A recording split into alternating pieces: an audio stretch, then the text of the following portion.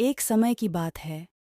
उत्तर भारत के एक छोटे से गांव का नाम था सुंदरपुर। यह गांव अपनी हरी भरी वादियों, सुंदर फूलों और मेहनती लोगों के लिए जाना जाता था। गांव के लोग आपस में बहुत मिलजुल कर रहते थे। लेकिन एक दिन उनके जीवन में एक अजीब घटना घटी। गांव के किनारे एक पुराना और भुतहा महल था, जिसे लोग चुड़ैल का महल कहते थे। किसी ने उसे सालों से नहीं देखा था, लेकिन उसकी डरावनी कहानियां बच्चों से लेकर बूढ़ों तक सबको सुनाई जाती थीं। महल के बारे में कहा जाता था कि वहां एक चुड़ैल रहती है जो गांव वालों पर बुरी नजर डालती है। एक रात जब गांव के लोग गहरी नींद में सो रहे थे, अचानक एक भयंकर आवाज आई। लोगों ने देखा कि महल से एक नीली रोशनी निकल रही है। अगले दिन सुबह गांव के कुछ लोग बीमार पड़ गए और खेतों में काम करने वाले जानवर भी अजीब हरकतें करने लगे। पूरे गांव में अफवाह फैल गई कि चुड़ैल ने गांव पर श्राप डाल दिया है। चुड़ैल ने गांव पर श्राप डाल दिया है। गांव के मुखिया रामलाल ने तुरंत पंचायत बुलाई। सब लोग चिंतित थे और चाहते थे कि इस समस्या का कोई हल निकाला जाए।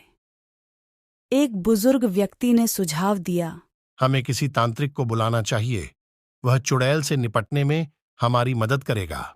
लेकिन एक युवा लड़का, जिसका नाम अर्जुन था, ने कहा, हमें पहले खुद ही सच का पता लगाना चाहिए।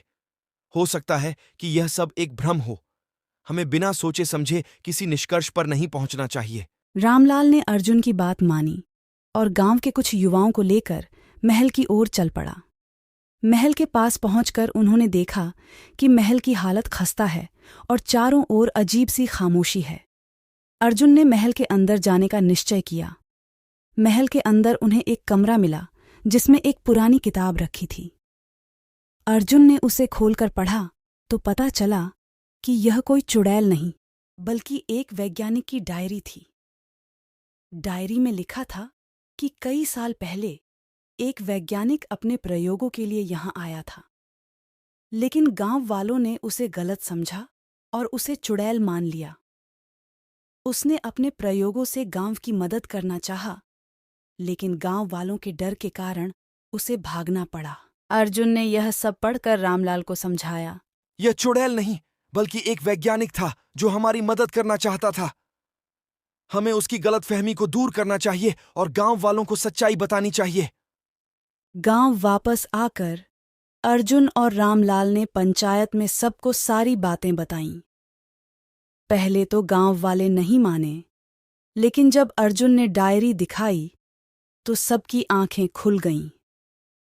उन्होंने समझा कि अज्ञानता और अंधविश्वास के कारण उन्होंने उस वैज्ञानिक को गलत समझा था। रामलाल ने सबको समझाया, हमें अपनी गलतियों से सीखना चाहिए और कभी भी बिना सोचे समझे किसी निष्कर्ष पर नहीं पहुंचना चाहिए।